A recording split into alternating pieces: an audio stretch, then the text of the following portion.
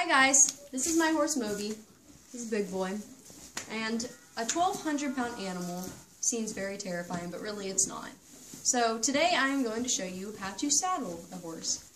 The first time I learned to saddle a horse, it was a very, very exciting moment for me because I had absolutely no idea how to do it before. I either put the saddle on backwards, put it, I don't even know, upside down, I didn't strap it right, I did something wrong. My mom always yelled at me, she's like, that's not right! No, it was just, she always tried to teach me and it never worked out. But one day I figured out how to do it myself and now I do it by myself all the time. So first, you're going to start by brushing the horse. I'm just using a body brush and it's like soft, you know, whatever, it's not like going to hurt the horse or anything. And you want to brush the horse because you don't want the saddle rubbing the horse and getting spots on him, and he can get rub marks and stuff, and it can really hurt him. So you want to try and get all the dirt off you can, but it's hard because he's a white horse, so he's always dirty. And see, I clucked to him to get him over. But really, like, it's not really that hard. You don't like need to like wash the horse every time that you want to saddle it. You just have to make sure that you get most of the dirt off. If there's some, it's okay, but like, you kind of want to try to get most of it, especially in the girth right here. This is that part right there because that's where it's mostly going to rub. And you also want to get up in the withers. There's these parts right here. You also want to get those because the saddle, the top of the saddle will go there. And you also want to get his legs. Be careful while you're down here though, because some horses freak out. Well, he's not going to because he's trained not to, but you also want to get the legs because later on in the video I'm going to show you how to put the boots on, and they rub too, and he can get marks from the boots on his legs. So now he's all brushed him, sort of pretty. Now I'm going to do the boots. And first off, I'm going to start with the splint boots. The splint boots are just like a basic strap, you know, Velcro, whatever. You always want to make sure there's no mud on the inside or anything, because that can also cause like mud rash or something. And whenever you put a boot on, the strap goes towards the inside. So like this will be his left foot, so this will be this foot. So I'm going to start up here and I'm going to slowly go down to his ankle. That's where this part that bulges out, that's where it goes.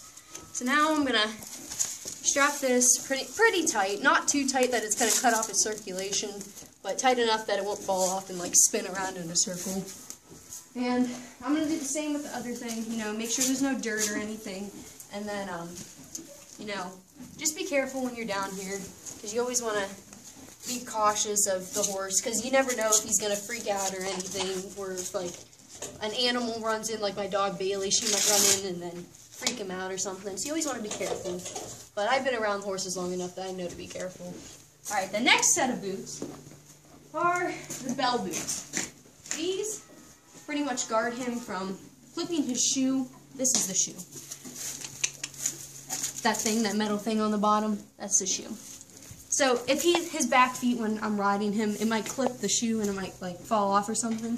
So these pretty much guard it from doing it. So this is the left one. I always get confused with these, that's why I had to look, but they say on it. So this strap usually goes on the inside. So I'm going to put this on pretty much right below the splint boots. Kind of tight, like I said, not too tight. Same with the other one. And once I get this on, see, now he's good. Now he won't get his shoe clipped or anything when I'm lunging him. Now I'm going to start with the saddle pad. The saddle pad, it can be any size, shape. You kind of want to make it like fit the horse, and you can there's not really a front and back, but like you can kind of tell because the front usually is like thinner than the back because his butt's bigger than his withers. So when you put this on, you want to be careful. Make sure he knows that you're there. When you come up to him, you want to be like, hey, hey. Then you're going to start and you're going to slide the saddle pad on. And then when you do the saddle pad, you don't want to put it like all the way up here, like on his neck, but you also don't want to put it all the way back here on his butt. You want to put it like right there on his withers. You can kind of tell in this area, and that's where the saddle pad will go. It should, you want to make sure it's even at least on both sides. And now I'm going to do the saddle. This is my contest saddle, because my other one is very, very heavy, and I have yet to lift it up on top of my big monster right here. So I'm going to use my contest saddle that only weighs like 10 pounds. So when you do this, you want to make sure, especially on this, that he knows that you're there. So you're going to like kind of show it to him, be like, hey, I'm here, I'm here. You kind of want to make sure that the straps and the girth is out of the way. Always put the stirrup on the horn, because it could like hit him in the neck or something and freak him out, and he's so big you might knock him the lights off. So I'm going to say whoa as I do this. Whoa moves. Alright, so once you're up there too, you can let go of the stirrup. And when I do this, my mom always taught me, put the pad in the saddle, and make sure you can get your hand at least underneath this so he has room. So now I'm going to do that. Now I'm going to go to this side, because I put the girth up. My mom taught me this too. You put the girth up on here, the strap right here, so it doesn't like drag the ground and get like nasty and stuff on it. So I'm going to undo that. Now I'm going to go back to the other side. Now whenever you saddle a horse, you always put this stirrup on the horn, so it's out of your way and you don't have to worry about hitting it or anything.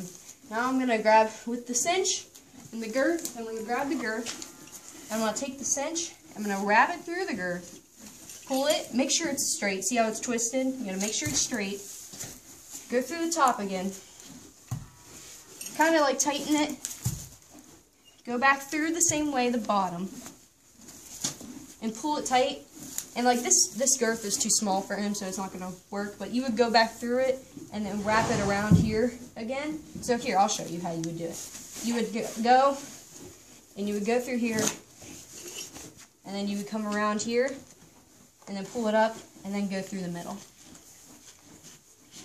And then it's kind of like that, and then you always pull this loose. If you want to tighten it, you just tighten it, and then pull this side, and then pull it down, and that's how it goes. And then you can put the stirrup down, and then that's pretty much the saddle. Okay, so next is the bit. Now, since it's cold, you don't have to do this in the summertime because it's warm, but since it's cold outside, I'm going to put my hand on the bit so it's warm, and so he doesn't, like, his teeth, like, they're just like humans. Once you get something cold on it, you're like, ugh. So I'm going to warm it up for him, let him see it. He knows he's like, I'm about to get ridden. But, you're warming up.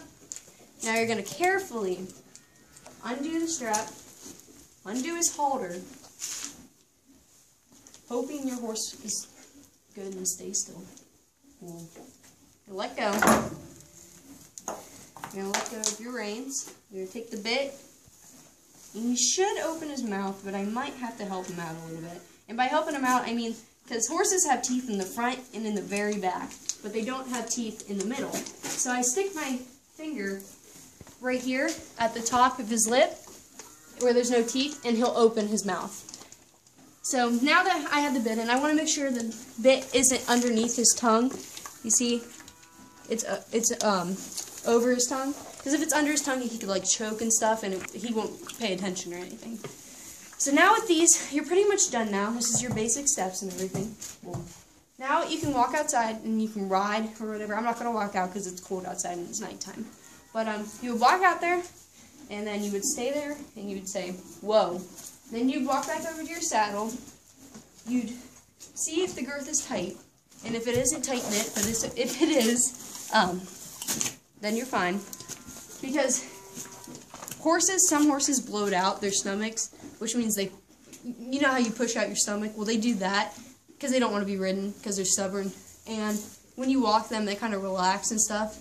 So when you go to tighten it again, you get like most of it very tight, so they don't you don't fall off pretty much. So now that that's done, you would take your reins. I have split reins. There's different kinds of reins too. And you put them over his neck on both sides. Hey. And then you would grab this one and pull it over. And that's pretty much it. And then you're done. And then you get on and you ride.